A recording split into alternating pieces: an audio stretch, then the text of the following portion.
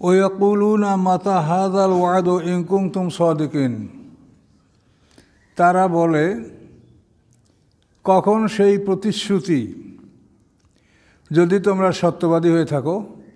তোমরা আমাদেরকে শাস্তির প্রতিশ্রুতি দিচ্ছ, শাস্তির ভয় দেখাচ্ছ, এটা কখন? মুশরিকরা আল্লাহ রাসূলকে এভাবে প্রশ্ন করেছেন। ইন কুনতুম সাদিকিন, যদি তোমরা সত্যবাদী হয়ে থাকো তবে বলো তোমাদের এই প্রতিশ্রুতি কিয়ামত শাস্তির দিন এটা কখন?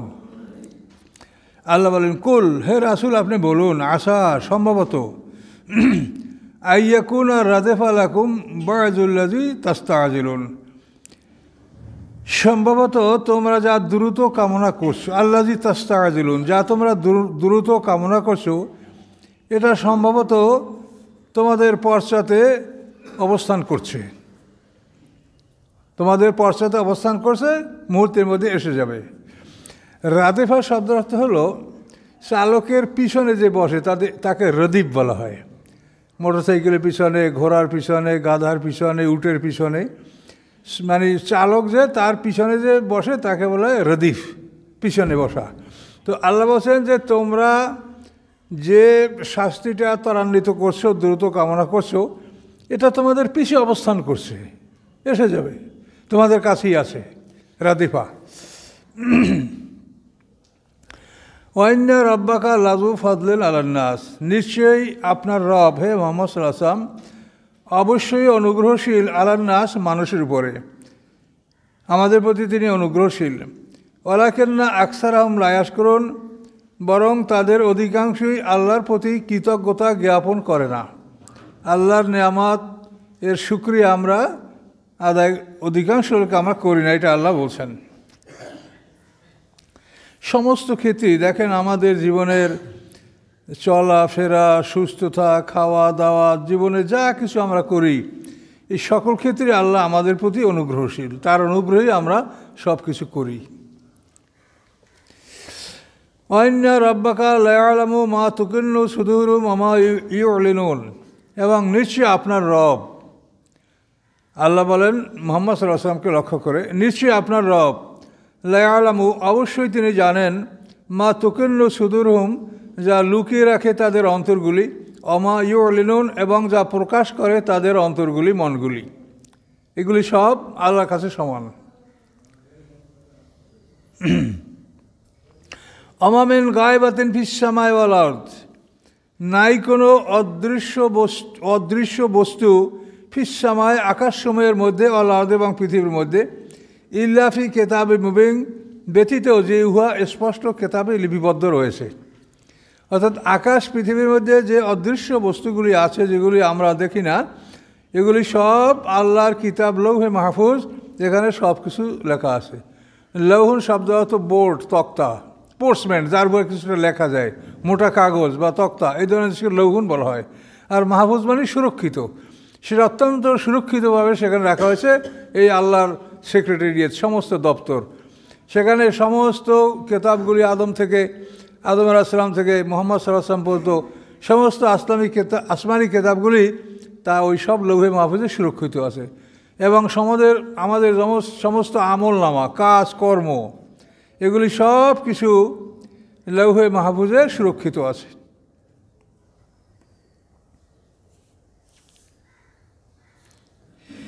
ইন্না হাযাল কুরআনা ইয়াকুসু আলা বানি ইসরাঈলা আকসারাল্লাযী হুম ফীহি ইখতালিফুন, নিশ্চয়ই এই কোরআন ইয়াকুসু বর্ণনা করে, আলা বানি ইসরাঈলা, বানি ইসরাঈলদের উপরে, আকসারাল্লাযী, অধিকাংশ বিষয়, হুম ফীহি ইখতালিফুন, যার মধ্যে তারা মতভেদ করতেছিল। এই বনি ইসরাঈলদের অধিকাংশ মতভেদের বিষয়গুলি এই কোরআন বর্ণনা করছে। আর এই বনি ইসরাঈল এখনও পৃথিবীতে আমাদেরকে কষ্ট দিচ্ছে, সারা পৃথিবীর মুসলমানরা অশান্তি ভোগ করছে এই বনি ইসরাঈলদের, যাদেরকে এখন আমরা বলি ইসরায়েল, এরাই হলো বনি ইসরায়েল। এরা মুসার উম্মত বলে দাবি করে, কিন্তু তাদের কাজকর্ম আসমানি কিতাবের সাথে কোনো মিল নেই, শুধু জুলুম আর জুলুম। বড় দুঃখজনক ব্যাপার। তো তো বনী ইসরাঈলের অধিকাংশ বিষয়গুলি এই কোরআন বর্ণনা করে দিচ্ছে যে তারা অতীতে এই সমস্ত কর্মকাণ্ডগুলি তারা ঘটিয়েছে।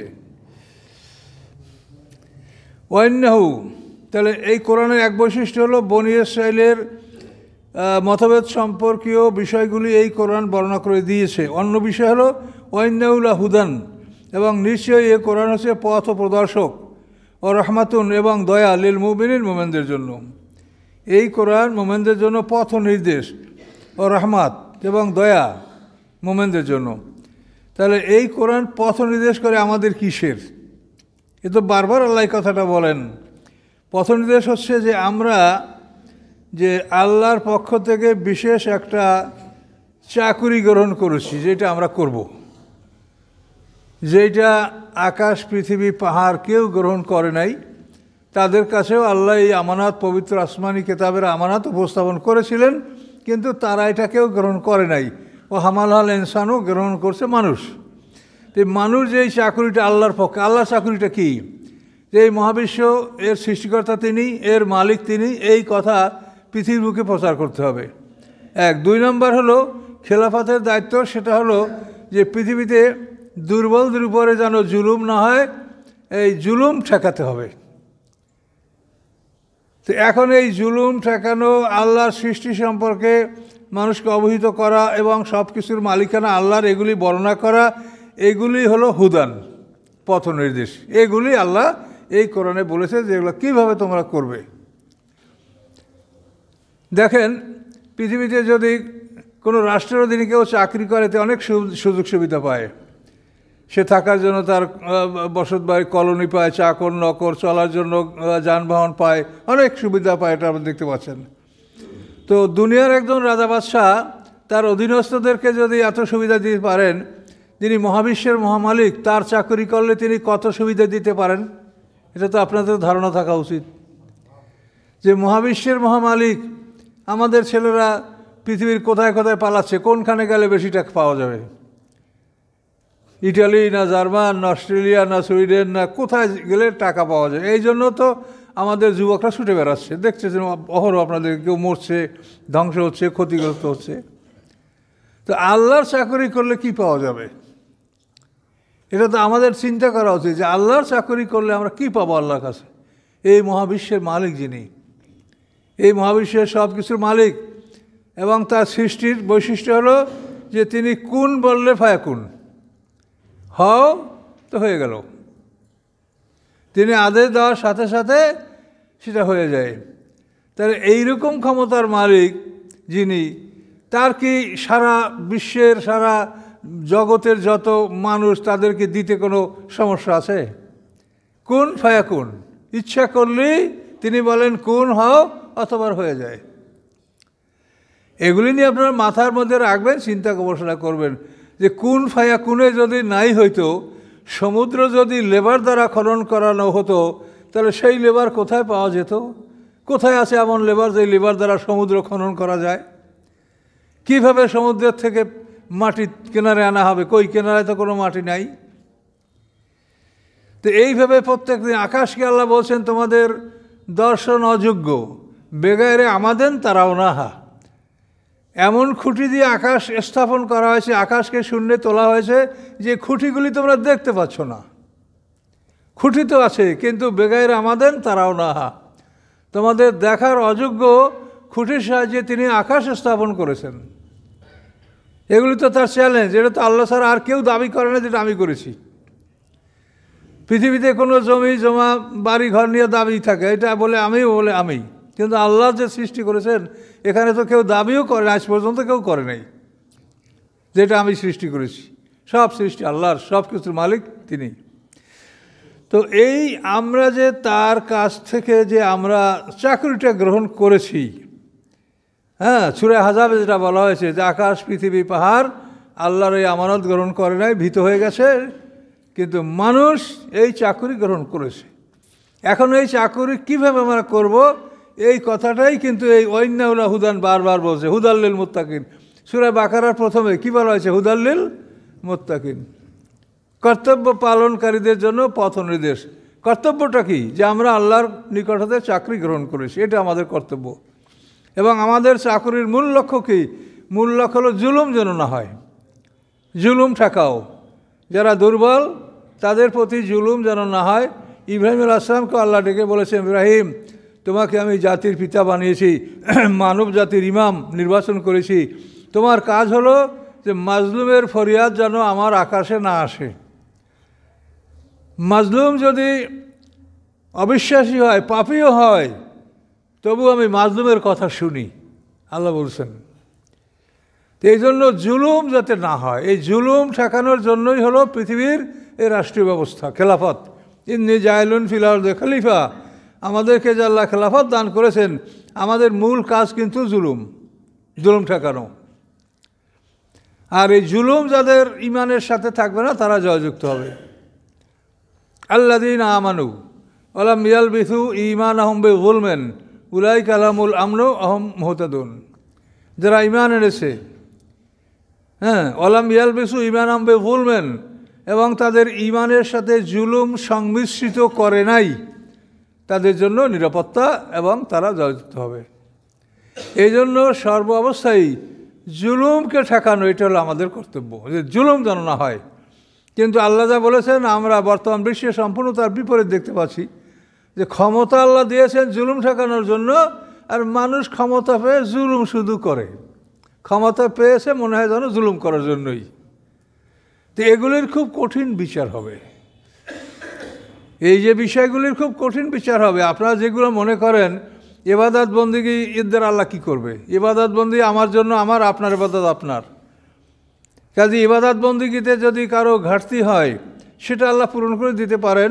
আল্লাহ রসুলের হাদিসের বিবরণে তাফসির এটা বর্ণিত আছে যে আল্লাহ তাআলা তার কারো নেকামল বাড়ায় দিতে পারেন। এটা তাফসিরের বিষয়টা এভাবে আসে যে আবু যর গেফারি রাদিয়াল্লাহু তাআলা আনহু বর্ণনা করেন, রাবি সাহাবী উনি, যে আল্লাহ রসুল কোনো একদিন ফজরের নামাজের পরে সেজদায় পরে এমনভাবে কাঁদতে শুরু করছেন যে মনে হচ্ছে যে না আল্লাহ রসুল আর মাথা তুলবেন না, এখানেই তার মৃত্যু হয়ে যাবে, এরভাবে তিনি কান্নাকাটি শুরু করছেন। তো এটার পিছনে আরেকটু কথা বলা লাগে, সেটা হলো কোরআনের দুইটি আয়াত নাযিল হয়েছে, খুবই আল্লাহর রসুলের কাছে প্রিয় মনে হয়েছে। একটা হলো ইব্রাহিম আলাইহিস সালাম এর উক্তি, ফামান তাবেয়ানি ফাইন্নাহু মিন্নি ওয়া মান আসানি ফাইন্নাকা গাফুরুর রহিম। ইব্রাহিম আলাইহিস সালাম আল্লাহর কাছে বলেন, ফামান তাবেয়ানি ফাইন্নাহু মিন্নি, যে আমার আনুগত্য করলো সে তো আমারই দলভুক্ত, ওমান আসানি, এবং যে আমার অবাধ্য হলো নাফরমানি করলো, ফাইন্নাকা গাফুরুর রহিম, নিশ্চয়ই আল্লাহ আপনি ক্ষমাশীল। বদদোয়া না, কষ্ট না, তার মানে ইব্রাহিম আলাইহিস সালামের শত্রু যারা তারা তো তাকে সবাই মিলে আগুনে ফেলে দিয়েছিল, এর সাথে কী অত্যাচার হতে পারে বলেন। তাদের জন্য ইব্রাহিম আলাইহিস সালামের দোয়া, ফামান তাবেয়ানি ফাইন্নাহু মিন্নি, যারা আমার আনুগত্য করলো তারা আমারই, ওমান আসানি, আর যারা আমার অবাধ্য হলো ফাইন্নাকা গাফুরুর রহিম, আল্লাহ আপনি ক্ষমাশীল, আপনি দয়াময়। কিন্তু ইব্রাহিম আলাইহিস সালাম তাদের জন্য বিচার চাইলেন না। দেখেন এই লোকটা কে? আমাদের জাতির পিতা। বলেন এই লোকটা কে? কার কথা শুনছেন? জাতির পিতা। তো তার বৈশিষ্ট্য তো আমাদের মধ্যে থাকা উচিত। এ হলো এক আয়াত। অন্য আয়াত হলো ঈসা আলাইহিস সালাম সম্পর্কে।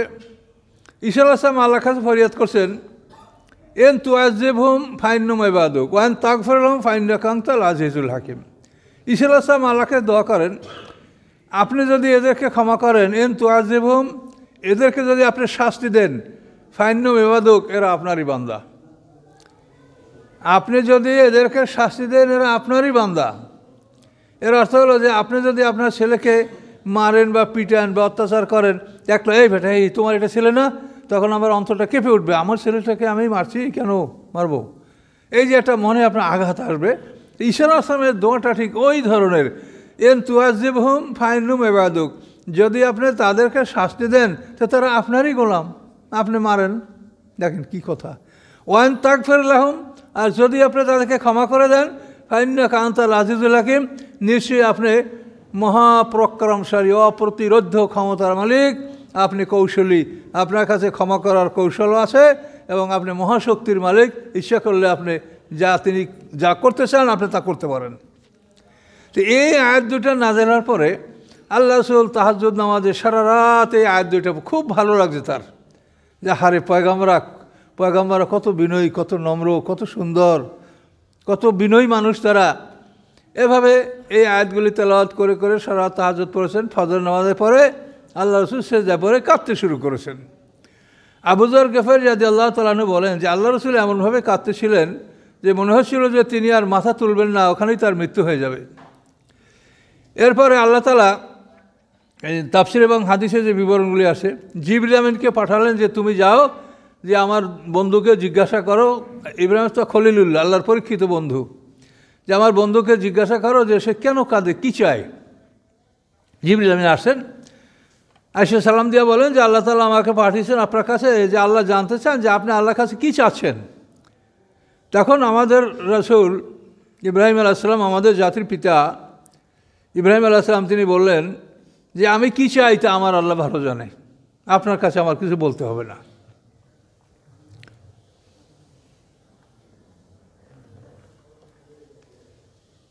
অত্যন্ত আবেগের বিষয়, যে আমি কী চাই সেটা আমার আল্লাহ ভালো জানেন, আপনার কাছে আমার বলতে হবে না। জিবরিল চলে গেলেন, যে আল্লাহ আপনার দোস্ত আমাকে কোনো জবাব দেয় নাই, বলছে আমি কী চাই তা আমার আল্লাহ ভালো জানেন। তখন আল্লাহ তাআলা জিবরিল আমিনকে বললেন যে তুমি তার কাছে যাও, যে বলো যে তার উম্মতের জন্য যা করার আমি সেটা করব। তার উম্মত যদি শিরক মুক্ত হয়ে আমার কাছে আসে, আমল যদি কম থাকে, তা আমি আর তার আমলগুলি বাড়াই দেবো, 10 গুণ, 70 গুণ, 700 গুণ, দরকার বোধে আমি আরও অনেক গুণ বাড়িয়ে দিয়ে তার নেক আমলকে আমি ভারী করে দেব এবং উম্মতকে আমি মুক্ত। কিন্তু শিরক আমি ক্ষমা করব না, এটা তার আমার সাথে শিরক করবে, যে ক্ষমতা আমার, সেই ক্ষমতা আছে আর একটা দেবদেবীর, আর একটা মানুষের, এরকম যদি কেউ চিন্তা করে তাকে আমি ক্ষমা করব না, শাস্তি আমি দিব। কিন্তু শিরকবিহীন যদি কারো মৃত্যু হয়, তার নেকামল যদি কম হয়, আল্লাহ ওয়াদা করছেন যে আমি পুরো করে দেবো। এবং কোরআন পাকে সব বেগাইর হিসাব কথাটা বলা আছে। তাহলে বেগাইর হিসাব মানেই তো বিনা হিসাব। তো এই জন্য এই সমস্ত কথাগুলি, যেমন কোরআন এবং হাদিস, এগুলি একই সঙ্গে একই জিনিস, একই অর্থ প্রকাশ করে। এই জন্য আমরা এ ধরনের হাদিসগুলিকে স্থান দিই এবং আপনাদেরকেও বলি যেগুলি থেকে আপনারা উপদেশ গ্রহণ করেন। তো এই যে বারবার কোরআনে আছে ওয়াইন্নাহু হুদান, এবং সূরা বাকারার প্রথম বাক্যটাতে কি আছে, হুদাল লিল মুত্তাকিন। এই যে হুদান, তাহলে আমাদের যে কর্তব্য, এটা আমরা কেমন করে করব, এইটা বলে দিবে কোরআন। এর নাম হচ্ছে হুদান, গাইডেন্স, পথ প্রদর্শক। ইন্না রাব্বাকা ইয়াকযি বাইনাহুম বিহুকমিহি, নিশ্চয়ই আপনার রব ফয়সালা করবেন তাদের মধ্যে তার আদেশে, স্বীয় আদেশে। এটা অন্য কারো কথায় না, আল্লাহর নিজের আদেশে তাদের মধ্যে ফয়সালা করবেন। এটা দেখেন কিন্তু গুরুত্বপূর্ণ কথা। অমুকে এই করছে, অমুকে এই করবে, সমুকে তো এই করছে, এরকম কত কাহিনী আছে না। আল্লাহ বলছেন নিশ্চয়ই আপনার রব ফয়সালা করবেন তাদের মধ্যে তার স্বীয় আদেশে, নিজের আদেশে তিনি ন্যায় বিচার করবেন, নিজে আদেশ দান করবেন। ওহুয়াল আজিজুল আলিম, এবং তিনি মহাক্ষমতার মালিক, অপ্রতিরোধ্য শক্তির মালিক, আলিম, এবং তিনি মহাজ্ঞানী, তিনি সব জানেন। ফাতাওয়াক্কাল আল্লাহ, অতএব হে রাসূল আপনি আল্লাহর উপরে নির্ভর করুন। আপনি আল্লাহর, আপনার রিলায়েন্স, আপনার নির্ভরতা, এটা তো আল্লাহর উপরে থাকে। অতএব আপনি আল্লাহর উপরে নির্ভর করুন। ইন্নাকা আলাল হাক্কিল মুবিন, এবং নিশ্চয়ই আপনি প্রকাশ্য সত্যের উপরে আছেন। মানে আপনি কোনো ভুলের উপরে নাই। আপনাকে আপনার জাতি বিভ্রান্ত করতে চায়, আপনাকে দুর্বল করতে চায়, বলে এই তোমার বাবা কি তোমার সেই কম জ্ঞান ছিল, তোমার দাদা আব্দুল মুত্তালিব তোমার সেই কম বুঝতো, তোমার বংশের বড় বড় নেতারা এগুলি কিছু বলে নাই আর তুমি এগুলো বলছো। এভাবে মুহাম্মদ সাল্লামকে তারা দুর্বল করার চেষ্টা করতো। আল্লাহ বলছেন ইন্নাকা আলাল হাক্কিল মুবিন, স্পষ্ট সত্যের উপরে আপনি প্রতিষ্ঠিত আছেন। কাজে আপনার মনের মধ্যে যেন দুর্বলতা না আসে যে আমি কি কোনো ভুলের মধ্যে আছি, না, আপনি হাক্কিল মুবিন, স্পষ্ট সত্যের উপরে আপনি প্রতিষ্ঠিত আছেন। এটা আল্লাহ তাআলা সাক্ষী দিলেন রাসূলের ব্যাপারে সাল্লাল্লাহু আলাইহি ওয়াসাল্লাম। আল্লাহ রাসূলকে সান্ত্বনা দিয়ে বলছেন ইন্নাকা লা তুসমিউল মাউতা, নিশ্চয়ই আপনি মৃতকে শোনাতে পারেন না, যে মরে গেছে, মরাটাকে আপনি শোনাবেন কেমনে। ওলা তুসমু সুম্মা, আপনি শোনাতে পারেন না বধিরকে।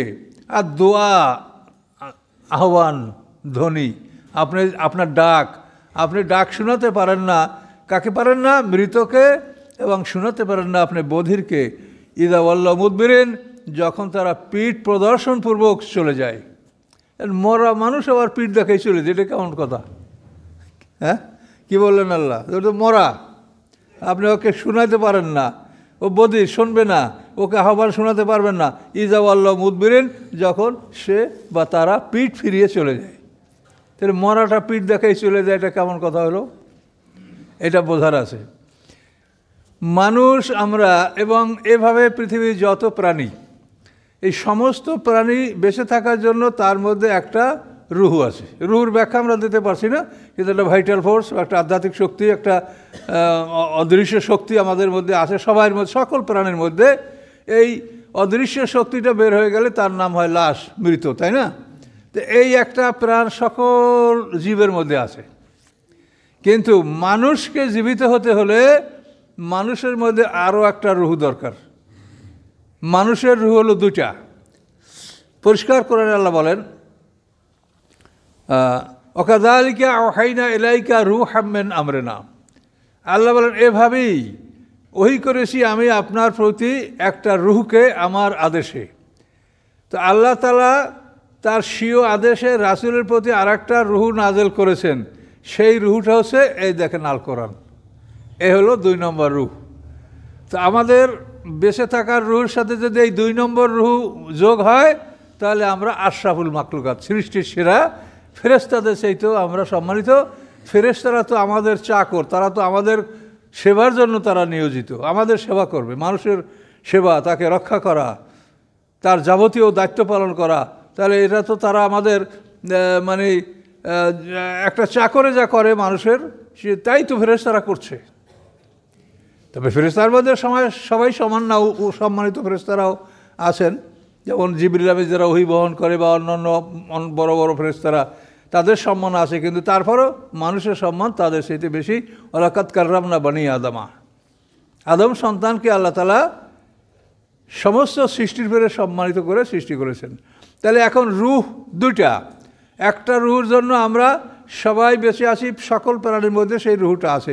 আর দ্বিতীয় রুহটা হলো আল কোরআন। ওয়াকাযালিকা আওহাইনা ইলাইকা রূহাম মিন আমরিনা, আমার আদেশে আমি আপনার প্রতি এই রুহটাকে ওহী করেছি।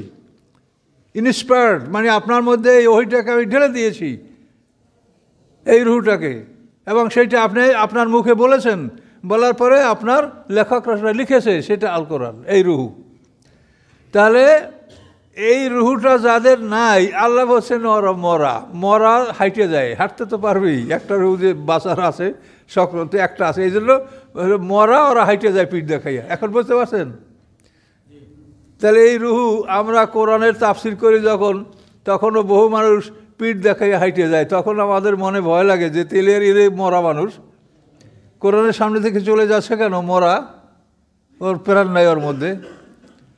কাজে এই জন্য আপনি সালাত আদায় করবেন, এটা আল্লাহর হুকুম, আল্লাহর পক্ষ থেকে ফরজ। কিন্তু কোরআনে যা কিছু বলা হয়েছে সবই তো ফরজ, ফরজ পর্যায়ের আদেশ। এগুলি আমরা আপনাদেরকে মানার জন্য আমরা অনুরোধ করছি। এরপরে সুন্নাত মুস্তাহাব সম্পর্ক কোরআনে বহু আদেশ আছে, কিন্তু ফরজ পর্যায়ের আদেশগুলি, ফরজ ওয়াজিব, এগুলি আমাদের একান্ত পালন কর্তব্য। এবং হারাম মাকরুহ তাহরিম যেগুলো বলা হয়েছে সেগুলো বর্জন করা আমাদের জন্য একান্ত কর্তব্য। আমাদের আমল হলো দু প্রকার, করা এবং না করা। করা হলো যে এখন আপনার নামাজ পড়ে, এটা করা, নামাজ পড়তে আসেন, নামাজ পড়বেন, সালাত কায়েম করবেন, এটা করা। না করা, আপনি গানে যান নাই, যাত্রায় যান নাই, মদ খান নাই, জুয়া খেলেন নাই, কাউকে ঠকান নাই, এটা হলো না করা। তো করাও নেকামল আর না করাও নেকামল, এবং এই দুইটা আমলের জন্য আপনি দুটা জান্নাত পাবেন। সূরা আর রহমানে আল্লাহ স্পষ্ট বলেছেন, ওয়ালিমান খাফা মাকামা রাব্বি জান্নাতান, তার জন্য যে ভয় করে যে আমাকে আল্লাহর সামনে দাঁড়াতে হবে, জীবনের যাবতীয় হিসাব বুঝিয়ে দিতে হবে, তার জন্য জান্নাতান, আল্লাহ দুটো জান্নাত। তার আমল যেগুলো করে, করার জন্য একটা জান্নাত, আর যেগুলো বর্জন করে, বর্জন করার জন্য আর একটা জান্নাত। এগুলি সব কোরআনে বলা আছে। আপনার কোনো দুর্বলতার সম্ভাবনা এখানে কিছু নাই। তো এই জন্য এইসব বিষয়গুলি আমরা ভালো করে শুনবো। আর দেখবেন আপনি কোরআন যত শোনেন, আপনার মন বলবে না যে আমি শুনবো না। আপনি বছরের পর বছর দিনের পর দিন শুনবেন, খালি ভালোই লাগবে, মনটা আরও ভালো লাগবে। এই কোরআন শুনতে শুনতে আপনার মনটা আরও সুন্দর হবে। কিন্তু ঢুকাইতে হবে পানি। দেখেন, পানি যখন মাটি যখন খুব শুকনো থাকে তখন পানি দিলে ওটা গড়াইয়ে যায়, সেটা ভিতরে ঢোকে না, শোক করে না। কিন্তু ওই যে আল্লাহ যে চালনির মতো সিঁদুর দিয়া যে ছোট্ট ছোট্ট কণা কণা বৃষ্টি বসান, এটার কারণ হলো যে মাটি ওই পানিটা ধারণ করার ক্ষমতা অর্জন করুক। এই ছোট্ট ছোট্ট ফোঁটার মাধ্যমে মাটি যখন ক্ষমতা ধারণ করে তখন আল্লাহ তাআলা তার উপরে ব্যাপক বৃষ্টি দেন এবং এই বৃষ্টি পানিটা মাটি ধারণ করতে পারে। তা আমাদের হৃদয় এরকম যে একেবারে শুকনা, ও পানি দিলে গড়াইয়ে যায়, ঢোকে না। কাজে এই জন্য অল্প অল্প করে ভিজান। মাটি যেরকম অল্প অল্প ভিজানোর পরে বেশি করে মাটি পানি ধারণ করে, আপনিও অল্প অল্প করে এটা ভিজান, কলবটাকে ভিজান আস্তে আস্তে। আল্লাহর কুদরত আপনি কী দেখবেন দেখেন, এই যে যেখানে তাকাবেন সেখানে কুদরত। এই যে বৃষ্টি পড়ে, বৃষ্টি পড়ার সাথে সাথে সারা দেশে এই যে ঘাস, ছোট্ট ছোট্ট তরুলতা, বন জঙ্গল জন্মে। এটা কেন জন্মে? যদি এই তরুলতা ঘাস না জন্মিত তো বৃষ্টির পানিতে প্রচুর মাটি ক্ষয় হয়ে মাটি নদীতে নেমে যেত। কাজে আল্লাহ তাআলা প্রথম হালকা বৃষ্টি দিয়েই পৃথিবীটাকে সবুজে ঢেকে দেন, সমস্ত পৃথিবী একটা আবরণ দিয়ে দেওয়া হলো। এই আবরণের উপরে বৃষ্টিটা পড়ার ফলে এই মাটির ক্ষয়টা হয় না, মাটির ক্ষয় রোধ হয়, মাটি পানিকে ধারণ করে। এগুলো আল্লাহর কুদরত। তাকাই দেখেন আপনি, যেদিকে তাকাবেন সেদিকেই আল্লাহর কুদরত আপনি দেখতে পাবেন। তখন বুঝতে পারবেন যে আল্লাহ এই মহা ক্ষমতার মালিক এবং এই সুন্দর কৌশল তিনি অবলম্বন করেন তার এই সৃষ্টিকে সুরক্ষা দেওয়ার জন্য। আল্লাহর প্রতি আপনার অন্তরে ভালোবাসা, শ্রদ্ধা, ভক্তি সৃষ্টি হবে। আর এটা সৃষ্টি হলেই তখন ইবাদতটা আপনার জন্য সহজ হয়ে যাবে। এখন বুঝতে পারলেন? আল্লাহ বলেন যে আপনি মৃতকে শোনাতে পারেন, ওটা মরা। কেন মরা? যে 2 নম্বর রুহটাও অর্জন করে নাই। এটা হলো, এটাকে বলে কাসবি, মানে যেটা উপার্জন সাপেক্ষ। আর আরেকটা হলো জিবিল্লি, যেটা হলো আপনি জন্মগতভাবে আপনি লাভ করবেন। যে আমাদের বেঁচে থাকার রুহটা, এটা জিবিল্লি, এটা জন্মগতভাবে আমরা সবাই এটা লাভ করব। আর এই যে কোরআন রুহটা, এটা হলো কাসবি, এটা আপনাকে অর্জন করতে হবে। এটাকে অর্জন করতে হবে, অর্জন করতে, এটা এমনি আপনাকে ঢুকাই দেওয়া হবে না। আপনি অর্জন করার চেষ্টা করলে আল্লাহ আপনাকে সাহায্য করবে, এটা আল্লাহ বলছেন। এবং সাহায্য পাওয়ার উপায়টাও আল্লাহ বলে দিয়েছেন, সেটা হলো তাকওয়া।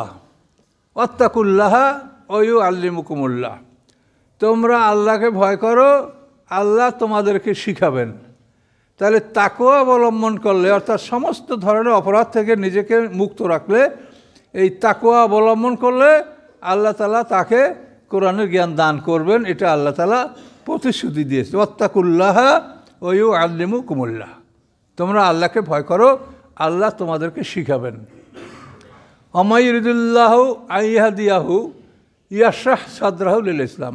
আল্লাহ যাকে হেদায়েত দান করতে চান ইসলামের জন্য, আল্লাহ তাআলা তার বক্ষস্থলকে সম্প্রসারণ করেন, ফলে তার বক্ষস্থল ইসলামকে ধারণ করতে পারে। সব কোরআনের আয়াত। কাজে এই জন্য আমরা আল্লাহমুখী হব এবং আল্লাহ কোরআনে যা বলছে সেগুলি আমরা মেনে চলবো জীবনে। তাই ইনশাল্লাহ আমরা জয়যুক্ত হব। সোনার বাড়ি, সোনার ঘর, জান্নাত, হুর, গিলমান, কত সব নিয়ামতের কথা আল্লাহ বলেছেন। এগুলি আল্লাহ তাআলা আমাদের জন্য প্রস্তুত রেখেছেন। ওয়াইদাতুল মুত্তাকিন, মুত্তাকিনদের জন্য আল্লাহ প্রস্তুত রেখেছেন। বুঝতে পারছেন? নিশ্চয়ই আপনি মৃতকে শোনাতে পারেন না। তাহলে যার মধ্যে কোরআন নাই সে মরা। তাহলে আমাদের শিক্ষা ব্যবস্থা কী হয় বলেন? একটা মানুষকে তার 18-20 বছর 25 বছর মতো শেখানো হয়, সেই মানুষটাকে যদি বলেন যে আপনার জীবনের পরিচয়টা বলেন তো, জীবনের সূচনা শুরু হইতে শেষ জীবনের বলেন তো, যে পারবে বলতে? তাহলে এটা কত দুঃখজনক শিক্ষা। তো কী শিখাইলেন আপনি 20-25 বছর বসে? সে তার জীবনের পরিচয়টা দিতে পারে না। প্রত্যেকটা মানুষের 2টা মরণ, 2টা বরযাক, 2টা জন্ম, 2টা জীবন, এই 8টা পর্ব, 4 জোড়া 8টা পর্ব একটা মানুষের জীবন। এই জীবনের পর আপনি যদি নিজেকে আপনি না জানেন, নো দাই সেলফ, আমাকে একটা বই দিয়েছিলেন এর আপনাদের কেউ, নিজেকে চেনো। তো নিজেকে যখন আপনি চিনতে যাবেন, তখন আপনি দেখবেন যে আপনি পানি মাটি আগুন বাতাসের দেহটা এটা কোনো একজন ফিজিশিয়ান একজন ভালো ডাক্তারের কাছ থেকে আপনি পরীক্ষা নিরীক্ষা বুঝতে পারছেন যে এইটা এই সমস্যা এইটা এই সমস্যা। কিন্তু এরপর আর অন্য যে 4টা নফসের মুতমাইন্না, নফসের লাওয়ামা, নফসে আম্মারারু, এই 4টা তো আপনার এই রক্ত মাংসের দেহের সাথে মূল্যবান। তো এই 4টা সম্পর্কে আপনি কি জানেন? কিছুই না। তাহলে যেটার কারণে আপনি বেঁচে আছেন, আপনি এখানে বসে আছেন, যদি এই 4টা জিনিস আল্লাহ না করুক আমার বা আপনার বের হয়ে যায়, সাথে সাথে আমার নাম লাশ। তখন কেউ আপনার আমাকে এখানে রাখবেন না, এই লাশের গাড়িতে কেউ চড়বে না। আপনি যতই আদরের হন তখন লাশ, এই লাশের গাড়িতে আর কেউ উঠবে না। তাহলে এই যে 4টা জিনিস দেহের অংশ, তো এই 4টা জিনিস যদি আমরা না জানি তা আমাদের কি দেহ কি আমরা জানলাম? দেহের প্রধান অংশটাই যদি আমরা না জানি তাহলে আমরা কি আমার নিজের পরিচয়, নো দাই সেলফ যে কথাটা বলা হয়েছে যে তুমি তোমাকে চিনো জানো, তাহলে কি আমরা জানলাম? কথা বোঝেন না? যে আমাদের দেহের যে মেইন অংশটা যেটার কারণে আমি কথা বলছি, আপনারা বসে আছেন, আপনারা সংসারে ছেলে মেয়ে স্বামী স্ত্রীর আদর সোহাগ লাভ করছেন, কিন্তু এই 4টি বের হয়ে গেলে আপনাকে আর সোহাগ করবে? এক দুঃখজনক কথা। চেয়ারম্যান সাহেবের আমি যে তাফসীর করতে গেছিলাম, উনি বলেন যে হুজুর একটা কথা মনে পড়লে আমি খুব অস্থির হয়ে যাই। কি? যে আমার এক বন্ধু খুব বড় কন্ট্রাক্টর, ঢাকাতে ওনার বাড়ি, এই কন্ট্রাক্টর সাহেব হঠাৎ করে রাত্রে স্ট্রোক করে মারা গেছে। মারা যাওয়ার পরে এখন তার স্ত্রী তার ঘরেই তার বিছনায় ছিল। এখন স্ত্রী চাকরদেরকে বলে যে এই লাশটাকে বাইরে নিয়ে যাও, আমার ভয় লাগে। এখন চাকর নকর অভাব, ঢাকা শহরে একটা মানুষকে বাইরে নেওয়ার কোথায় জায়গা আছে? তো গ্রামের বাড়ি না যে আঙিনা আছে, সামনে জায়গা আছে, এরকম তো কিছু নাই, কি করা যাবে? তো এখন শেষ পর্যন্ত ওই মহিলা জেদ ধরেছে যে তোমরা যদি ওনাকে লাশ বাইরে না নাও তা আমি ঘরে থাকবো না, আমি ঘর থেকে বের হয়ে যাব। তারপরে তার অনুরোধে তার কর্মচারীরা যারা বাড়িতে ছিল তারা লাশটাকে নিয়ে ওনার একটা গাভী পুষতেন, সেই গরুর ঘরে লাশটাকে রাত্রে নামাই নিয়ে রাখা হলো। তো চেয়ারম্যান সাহেব বলেন যে এই ঘটনাটা যখনই আমার মনে পড়ে আমি অস্থির হয়ে যাই। কার জন্য কষ্ট করি, কার জন্য চুরি করি, কার জন্য দিন রাত মেহনত করি? কে আমার আপন? আপন হলো 1 নম্বর আল্লাহ। আল্লাহ ছাড়া আমাদের এত আপন আর কেউ নাই। কাজে আল্লাহকে আপন হিসাবে গ্রহণ করেন, আপন হিসাবে তাকেই ধরেন। এগুলি বাস্তব ঘটনা, এটা আপনারও হবে। আপনি যদি একা ঘরে থাকেন, আপনার কোনো নিজস্ব কেউ মারা যেত, আপনারও ভয় পাবেন, ঘরে আপনার ভয় লাগবে। তো এই যে অবস্থাটা, তাহলে আমি মানুষ, আপনি মানুষ, তাহলে আমি মানুষ, এই আমি কি এইটাই যদি আমি জানতে না পারি 25-30 বছর লেখাপড়া করিয়া, তা আমি শিক্ষাটা কি শিক্ষা শিখলাম সেটা বলেন। তুমি কে? তোমার শুরু কোথায়? তোমার সূচনা কোথায়? তোমার এন্ড কোথায়? সমাপ্তি কোথায়? তুমি বলতে পারবেন না। প্রত্যেকটা মানুষের 2টা মরণ। কাইফা তাকফুরুনা বিল্লাহি ওয়া কুনতুম আমওয়াতা আল্লাযী খালাকাল মাউতা ওয়াল হায়াতা লিয়াবলুয়াকুম আইয়ুকুম আহসানু আমালা। খালাকাল মাউতা ওয়াল হায়াতা, মৌত আগে তারপর হায়াত। কাইফা তাকফুরুনা বিল্লাহি ওয়া কুনতুম আমওয়াতা, এখানেও দেখেন মৌত আগে হায়াত পরে। তাহলে মানুষের প্রথম পর্ব শুরু হয়েছে মৃত্যুর দ্বারা। মৃত্যু, আমরা মরা ছিলাম, মরার পরে বরজাক, পর্দার আড়ালে ঢুকিয়ে রাখা হয়েছে। এই বরজাকের পরে আমাদের জন্ম, জন্মের পরে আমাদের জীবন, এই হলো 4। আমরা মৃত অবস্থা থেকে আমাদের শুরু, তারপরে বরজাকে ঢুকে গেছি আমরা পর্দার আড়ালে জগতে, তারপরে আমরা পৃথিবীতে পিতামাতার মাধ্যমে আসি, এটা আমার প্রথম জন্ম, জন্মের পরে এখন আমাদের পৃথিবীর জীবন, এই 4। সামনে 4টা কি? আমরা আবার মরব, মরার পরে আবার পর্দার আড়ালে জগতে ঢুকে যাব, বরজাকের পরে ইসরাফিলের 2য় সিংহার ফুৎকারে আমরা জীবিত হব, এই 2য়বার জন্ম, এবং জীবিত হওয়ার পরে আমাদের জীবন শুরু হবে বিচারের পরে, এটা হলো 2য় জীবন। এই যে 4টা পর্ব মানুষের জীবনের, এগুলি সব কোরআন থেকে নেওয়া। তো এটা যদি আপনি না জানেন তা আপনি কীভাবে আপনাকে চিনবেন বলেন? কাজে এই জন্য আমাদের শিক্ষা ব্যবস্থা যা, অনেকেই আফসোস করেন, অনেকেই আফসোস করে বলেন যে আমরা কোরআন শিখতে পারি নাই, ধর্ম শিক্ষা শিখি নাই। যেটা পারেন নাই, যেটা গেছে যাক, এখন যে সময় আছে এই সময় আপনি কাজে লাগান। অতীতের কথা নিয়ে ভাবলে আর কি হবে? ফিরিয়ে তো আর পাওয়া যাবে না অতীতের সময়, অতীতের দিনগুলি। কিন্তু এখন আপনারা এগুলি ভাবেন, চিন্তা করেন, কথা বলবেন কম, হাসি তামাশা কম করবেন, শুধু চিন্তা গবেষণার মধ্যে সময় কাটাবেন। তখন আপনার মধ্যে আল্লাহ জ্ঞান দান করবেন, তাকেও অবলম্বন করবেন। সবসময় চিন্তা করবেন যে আপনার কাজের মাধ্যমে কারো উপর যেন জুলুম না হয়। আপনি যা করেন, আপনি একটা বাসে ট্রেনে বসার সময়ও চিন্তা করবেন যে আমি কিভাবে বসেছি, আমার বসার কারণে আমার ভাইয়ের যেন কষ্ট না হয়, আমার দ্বারা কারো প্রতি এক বিন্দু জুলুম যাতে না হয়। পাড়া প্রতিবেশী আমরা কি করি, সবসময় আমরা ধনীরা বুদ্ধি করি যে ওই গরিব বেটা আমার বাড়ির পাশে আছে, আর 5 কাঠা 10 কাঠা জমি আছে, তো এইটা যাতে ও বিক্রি করিয়া যায় এই ব্যবস্থা আমরা করি।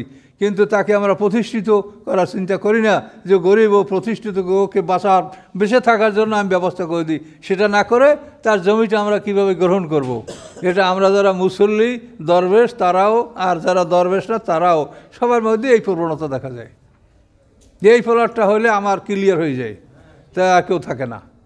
তো প্লট নিয়ে কী করবেন? প্লট কি গলায় বাঁধে আমরা কেউ নিতে পারবো না মাথায় করে নিতে পারবো? এই প্লটে কী হবে আমার বলেন? যখন ডাক আসবে খালি নেমে যেতে হবে। আপনার ভাড়াটিয়া তার ব্যাগেজ নিয়ে নামে, আর আপনি মালিক, আপনি যখন নামবেন খালি হাতে নেমে যাবেন, আপনি কিছুই নিয়ে নামতে পারবেন না আপনার বাড়ির থেকে। কাজে এই জন্য আপনি যে সম্বল নিয়ে নামবেন, যে সম্বল আপনার উপকারে আসবে, সেই সম্বল হলো আপনার আমল নামায় আপনি কি জমা করেছেন, এটা ভালো করে দেখেন। খুব গুরুত্বপূর্ণ আয়াত, ইন্নাকা লা তুসমুল মাউতা ওয়া লা তুসমুস সুম্মাদ দুআ। নিশ্চয়ই আপনি শোনাতে পারেন না আহ্বান মৃতকে, এবং শোনাতে পারেন না আপনি বধিরকে যখন আপনি তাদেরকে ডাকেন, এবং যখন তারা পিঠ দেখি এজা ওয়াল্লাহু মুদবিরিন, যখন তারা পিঠ প্রদর্শনপূর্বক ফিরে যায়। অমান তবে হাদিল উমিয়ান দলালাতিহিম, এবং নন আপনি হাদি পথ প্রদর্শনকারী উমিয়া অন্ধকে। অন্ধরে আপনি পথ দেখাবেন কেমন? তো অন্ধ, মানে চোখ তো আছে কিন্তু সেই চোখের মধ্যে নফসে মুতমাইন্নার লাইন নেই। লাইন হলো দুইটাই, দেহের মধ্যে দুই দিকের কমান্ডার আপনাকে নিয়ে ধাক্কাধাক্কি করে। নফসে মুতমাইন্না, নফসে লাওয়ামা এ হলো এক কমান্ডার, আর নফসে আম্মারা হলো আর এক কমান্ডার। এই নফসে মুতমাইন্না যাদের প্রবল তারা হেঁটে মসজিদে আসছেন, আর নফসে আম্মারা যার প্রবল সে হেঁটে হেঁটে গানের মজলিসে, নাটকের মজলিসে যাবে। গানে যাইতেও এই পা এই চোখ এগুলি লাগে, আর মসজিদে আসতে এই হাত এই পা এটা লাগে। তাহলে আপনার অঙ্গ প্রত্যঙ্গ হলো একই, কিন্তু এর কমান্ডার হলো বিপরীতমুখী দুইজন। এই দুইজন আপনার ভিতরে অবস্থান করে। আল্লাহ বলেন ফালহামাহা ফুজুরহা ওয়া তাকওয়াহা। প্রত্যেকটা মানুষের মধ্যে ফুজুর এবং তাকওয়া, ভালো কাজ করার শক্তি এবং মন্দ কাজ করার শক্তি, এটা প্রত্যেকটা মানুষের মধ্যে এটা দান করা হয়েছে। এক মিনিট। তো কাজেই আমরা সেইটা যেন মনে রাখি, ফুজুর এবং তাকওয়া আমার একই সেন্স অর্গান। এই যে আমাদের চক্ষু, কর্ণ, নাসিকা, জিহ্বা, ত্বক একই। আচ্ছা, তাহলে এখন আপনারা এটা বিবেচনা করেন যাতে এই বিষয়গুলি আমরা জানতে পারি, নিজের সম্পর্কে জানার চেষ্টা করেন ইনশাআল্লাহ। তো আল্লাহ বলছেন এখানে যে আপনি অন্ধকেও শোনাতে পারেন না, এনতুসমু ইল্লা মায়ুমিনু বিআয়াতিনা, আপনি শুধু তাদেরকেই শোনাতে পারেন যারা আমার আয়াতগুলি বিশ্বাস করে এবং তারা আত্মসমর্পণ করি। 81 নম্বর আয়াত পর্যন্ত আমাদের এখানে থাকছে। সামনে একটা আয়াত আছে রুকুর, কিন্তু হলো এটা আলোচনা অনেক আছে, সেই জন্য এটাকে তাড়াহুড়া করে শেষ আর করলাম না।